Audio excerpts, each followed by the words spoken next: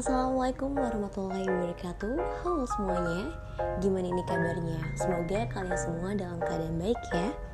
Pada kesempatan kali ini, kami dari kelompok 11 Kurikulum dan Pembelajaran akan membahas mengenai hubungan pendekatan dan model-model kurikulum dengan pendekatan dan model-model pembelajaran. Namun sebelum itu, izinkan saya untuk memperkenalkan anggota kelompok 11 terlebih dahulu. Yang pertama ada saya sendiri, Sofia Sabita, dan rekan saya, Risa Zaini Putri. Memasuki pembahasan pertama mengenai pendekatan kurikulum.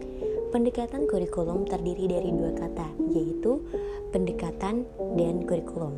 Pendekatan atau approach dalam pengajaran diartikan sebagai a way of beginning something, yaitu cara untuk memulai sesuatu. Pendekatan juga dapat diartikan sebagai titik tolak atau sudut pandang seseorang terhadap suatu proses tertentu.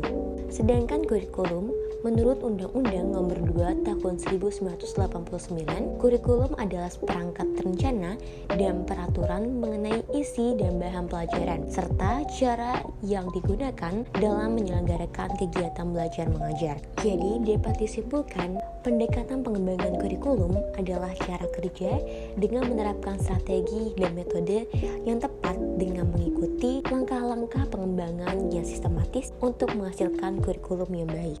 Selanjutnya terdapat macam-macam pendekatan pada kurikulum. Yang pertama, pendekatan subjek akademis. Pendekatan ini didasarkan pada sistematis disiplin ilmu masing-masing. Pengembangan kurikulum subjek akademis dilakukan dengan cara menetapkan terlebih dahulu mata pelajaran apa yang harus pelajari peserta didik yang diperlukan untuk persiapan pengembangan disiplin ilmu. Prioritas pendekatan ini adalah mengutamakan sifat perencanaan program dan juga mengutamakan badan dan proses dalam disiplin ilmu tertentu. Selanjutnya ada pendekatan humanistik. Kurikulum ini berpusat pada siswa atau peserta didik dan mengutamakan perkembangan afektif peserta didik sebagai prasyarat juga sebagai bagian integral dari proses belajar. Selanjutnya ada pendekatan berorientasi pada potensi. Kurikulum berbasis kompetensi adalah salah satu bentuk kurikulum yang menekankan ketuntasan dalam belajar yang dicerminkan dalam performasi. Kurikulum berbasis kompetensi berorientasikan pada perluasan wawasan ilmu pengetahuan, teknologi, dan budaya. Kurikulum berbasis kompetensi difokuskan pada peningkatan mutu hasil belajar dan peningkatan mutu lulusan. Selanjutnya, pendekatan teknologi atau iptek. Teknologi dalam dunia pendidikan dilakukan untuk melaksanakan teknik-teknik pengujian empiris untuk memperbaiki situasi-situasi belajar. Teknologi pendidikan merupakan suatu cara sistematis tentang perencanaan, pelaksanaan, dan penilaian keseluruhan proses belajar serta mengajar dalam kerangka tujuan-tujuan khusus. Dan yang terakhir adalah pendekatan rekonstruksi sosial. Kurikulum rekonstruksi sosial memfokuskan lebih kepada pemaknaan diri, menempatkan diri di tengah-tengah masyarakat umum, sehingga pada tataran selanjutnya peserta didik lebih memahami posisinya di tengah masyarakat dan lebih peka terhadap kondisi sosial masyarakat pada umumnya. Titik pusat kurikulum ini adalah ingin mengentaskan permasalahan-permasalahan yang muncul di tengah masyarakat. Peserta didik diayomi, dididik, diajar, dan ditumbuh kembangkan secara fisik ataupun psikisnya, bukan hanya untuk kebaikan dirinya, tetapi untuk orang lain juga. Pembahasan selanjutnya mengenai model kurikulum. Model atau konstruksi merupakan ulasan teoritis tentang suatu konsepsi dasar. Dalam pengembangan kurikulum, model dapat merupakan ulasan teoritis tentang suatu proses kurikulum secara menyeluruh atau dapat pula merupakan ulasan tentang salah satu bagian kurikulum. Jadi, model pengembangan kurikulum adalah model yang digunakan untuk mengembangkan suatu kurikulum di mana pengembangan kurikulum dibutuhkan untuk memperbaiki atau menyempurnakan kurikulum yang dibuat untuk dikembangkan sendiri baik dari pemerintah pusat, pemerintah daerah, ataupun sekolah. Selanjutnya mengenai macam model kurikulum. Model pertama yaitu model Tyler. Tyler menyarankan perencanaan kurikulum menjadi 3 tahap. Yang pertama, mengidentifikasi tujuan umum dengan mengumpulkan data dari 3 sumber, yaitu pelajar, kehidupan di luar sekolah, dan mata pelajaran. Selanjutnya, memperbaiki tujuan dengan menyaring melalui 2 tahapan umum, yaitu filsafat pendidikan dan filsafat sosial di sekolah, serta pembelajaran psikologis. Dan langkah terakhir adalah tujuan umum yang telah lolos saring menjadi tujuan-tujuan pengajaran. Yang kedua, ada model TABA atau Converter Model. Menurut TABA, guru harus melalui proses dengan menciptakan suatu unit belajar mengajar khusus bagi murid-murid mereka dan bukan terlibat dalam rancangan suatu kurikulum umum. Karena itu, TABA menganut pendekatan induktif yang dimulai dengan hal khusus dan dibangun menjadi suatu rancangan umum. Selanjutnya ada model Wheeler. Pendekatan yang digunakan Wheeler dalam pengembangan kurikulum pada dasarnya memiliki bentuk rasional. Setiap langkah atau fasenya merupakan pengembangan secara logis terhadap model sebelumnya, di mana secara umum langkah tidak dapat dilakukan sebelum langkah-langkah sebelumnya telah diselesaikan. Selanjutnya ada model Nicholas. Audrey dan Nicholas mengidentifikasi kembali metodenya Tyler, TABA, Wheeler dengan menekankan pada kurikulum proses yang bersiklus atau bentuk lingkaran. Terdapat 5 tahapan yang diperlukan dalam proses pengembangan secara kontinu. Dan yang terakhir ada model Skillback. Skillback berkata bahwa model dapat diaplikasikan secara bersama dalam pengembangan kurikulum. Observasi dan penilaian sistem kurikulum dan aplikasi nilai dari model tersebut terletak pada pilihan pertama. Mengingat susunan model ini secara logis termasuk kategori rasional by nature. Namun, Skillback mengingatkan bahwa agar tidak terjerumus pada perangkap pengembangan kurikulum, perlu mendahulukan rencana mereka dengan memulainya dari salah satu langkah tersebut secara bersamaan. Materi selanjutnya yaitu mengenai pendekatan pembelajaran. Apa sih pendekatan pembelajaran itu? Pendekatan pembelajaran adalah ide atau prinsip cara pandang dalam menentukan kegiatan pembelajaran. Pendekatan pembelajaran adalah tahap pertama pembentukan suatu ide dalam memandang dan menentukan objek kajian. Nah, selain itu juga pengertian pendekatan pembelajaran dapat diartikan sebagai cara yang digunakan oleh guru atau peserta didik untuk memungkinkan siswa belajar. Nah, dengan demikian dari beberapa pengertian tersebut, disimpulkan bahwa pendekatan pembelajaran merupakan sudut pandang terhadap proses pembelajaran yang sifatnya masih sangat umum, di mana di dalamnya itu mewadahi, menginspirasi, menguatkan, serta melatar belakangi metode pembelajaran dengan cakupan teoritis tertentu, dengan maksud untuk dapat mencapai tujuan dari pembelajaran. Materi selanjutnya yaitu mengenai macam-macam pendekatan pembelajaran. Ada 2 pendekatan dalam kegiatan pembelajaran, yaitu yang pertama ada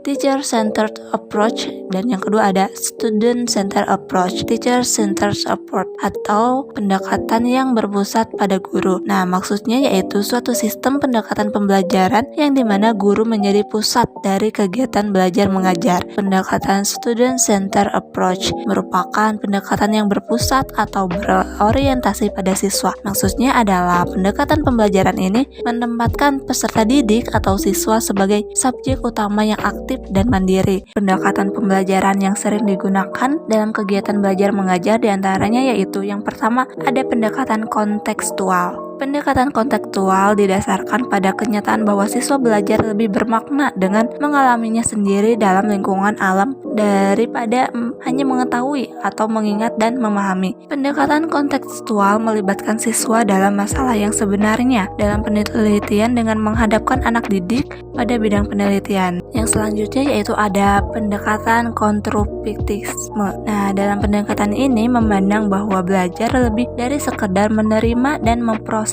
informasi yang disampaikan oleh guru atau teks. Tipisme sendiri berakar pada asumsi bahwa pengetahuan tidak peduli bagaimana pengetahuan itu didefinisikan, terbentuk di dalam otak manusia dan subjek yang berpikir tidak memiliki alternatif selain mengkonstruksikan atau apa yang diketahuinya berdasarkan pengalamannya sendiri. Prinsip dasar yang melandasi pendekatan ini adalah bahwa semua pengetahuan dikonstruksikan atau dibangun dan bukan dipersepsi secara langsung oleh indera, mau itu penciuman, perabaan, pendengaran, dan seterusnya sebagai asumsi kaum realis pada umumnya. Nah, pendekatan yang selanjutnya yaitu yang ketiga ketiga ada pendekatan deduktif-induktif. Nah, pendekatan deduktif ditandai dengan pemaparan konsep, definisi, dan istilah-istilah pada bagian awal pembelajaran. Pendekatan deduktif dilandasi oleh suatu pemikiran bahwa proses belajar akan berlangsung dengan baik bila siswa telah mengetahui wilayah persoalannya dan konsep dasarnya. Sedangkan pendekatan induktif merupakan dimulai dengan melakukan pengamatan hal-hal khusus dan menafsirkannya atau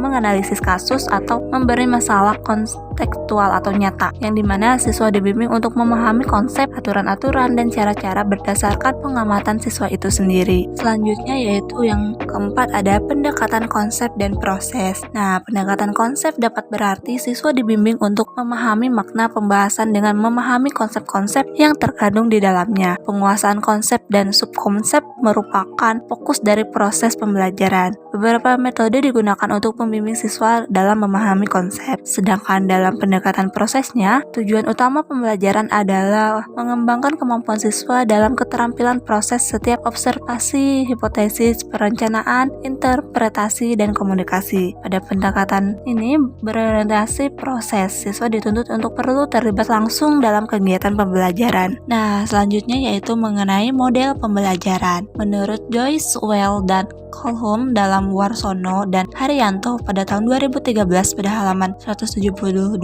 model pembelajaran adalah suatu deskripsi dari lingkungan pembelajaran, termasuk perilaku guru menerapkan dalam pembelajaran. Model pembelajaran dapat banyak kegunaannya, mulai dari perencanaan pembelajaran dan perencanaan kurikulum sampai perancangan bahan-bahan pembelajaran, termasuk program-program multimedia. Menurut Udin dalam Hermawan pada tahun 2006, model pembelajaran adalah kerangka konseptual yang melukiskan prosedur yang sistematis dalam mengorganisasikan pengalaman belajar untuk mencapai tujuan belajar tertentu. Model pembelajaran berfungsi sebagai pedoman bagi para perancang pembelajaran dan para pengajar dalam merencanakan serta melaksanakan aktivitas pembelajaran. Pada dasarnya, model pembelajaran merupakan bentuk pengajaran yang tergambar dari awal sampai akhir yang disajikan secara khusus oleh guru. Dengan demikian, model pembelajaran dapat dikatakan bungkus atau bingkai dari penerapan suatu pendekatan, metode, dan teknik pembelajaran. Macam-macam model pembelajaran. Yang pertama, ada model pembelajaran langsung. Model pembelajaran langsung merupakan model pembelajaran yang lebih berpusat pada guru, yang mengutamakan strategi pembelajaran yang efektif dan meningkatkan informasi tentang materi.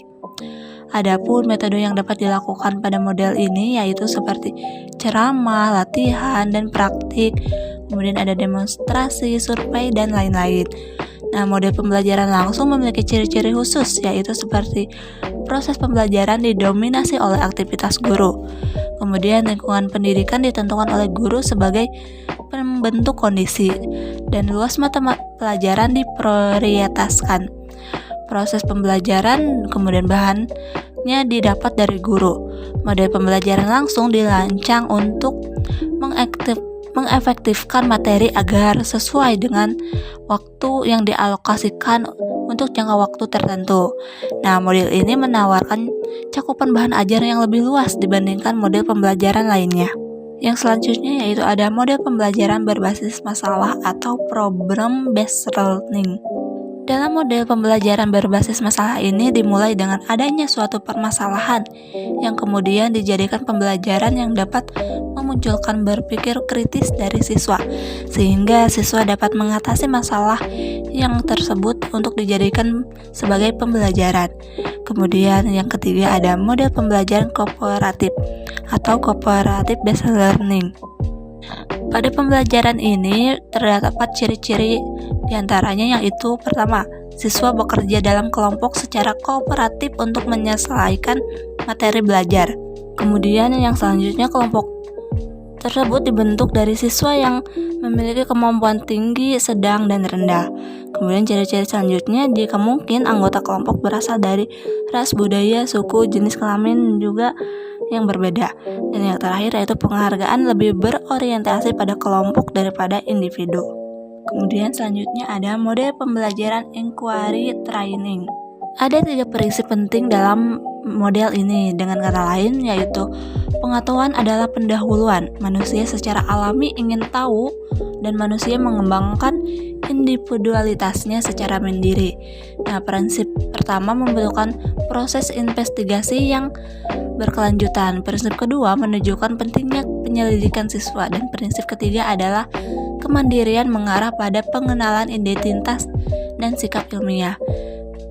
Nah, terdapat 5 langkah dalam model pembelajaran ini, yaitu yang pertama, menghadapkan masalah, di mana pada tahap ini lebih menjelaskan prosedur penelitian, penyajian situasi yang saling bertentangan. Kemudian yang kedua ada menemukan masalah, yang ketiga mengkaji data dan eksperimentasi, keempat ada mengorganisasikan, merumuskan, serta menjelaskan, dan kelima ada menganalisis proses penelitian untuk memperoleh prosedur yang lebih efektif. Nah, kemudian yang selanjutnya ada mengenai hubungan pendekatan dan model-model kurikulum dengan pendekatan dan model-model dalam pembelajaran. Menurut Hilda Taba pada tahun 1962, kurikulum lebih luas cakupannya daripada sekedar rencana pembelajaran, tetapi meliputi segala pengalaman atau proses belajar siswa yang direncanakan di bawah bimbingan satuan pendidikan. Nah, artinya bahwa kurikulum itu bukan hanya berupa dokumen bahan cetak, melainkan pula rangkaian aktivitas siswa yang dilakukan di dalam kelas, di laboratorium, di lapangan maupun di lingkungan masyarakat yang direncanakan secara dibimbing oleh sekolah. Sedangkan pembelajaran adalah serangkaian aktivitas yang sengaja diciptakan dengan maksud untuk memudahkan terjadinya proses belajar. Nah, pada dasarnya kurikulum dan pembelajaran merupakan satu kesatuan yang tidak dapat dipisahkan. Kurikulum dan pembelajaran pada dasarnya sama, baik itu meliputi isi, tujuan, materi, strategi pembelajaran, dan masing-masing bidang tersebut memiliki model dan pendekatan pengembangannya sendiri.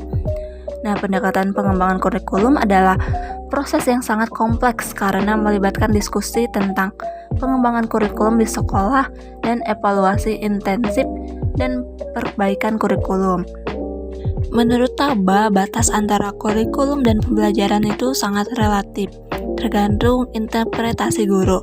Misalnya, seperti silabus tertulis perlu dijelaskan sedetail mungkin agar lebih mudah dipahami oleh guru, tetapi cukup luas dan umum untuk mencakup semua materi yang dapat dipilih oleh guru, kebutuhan dan minat siswa, dan keterampilan guru.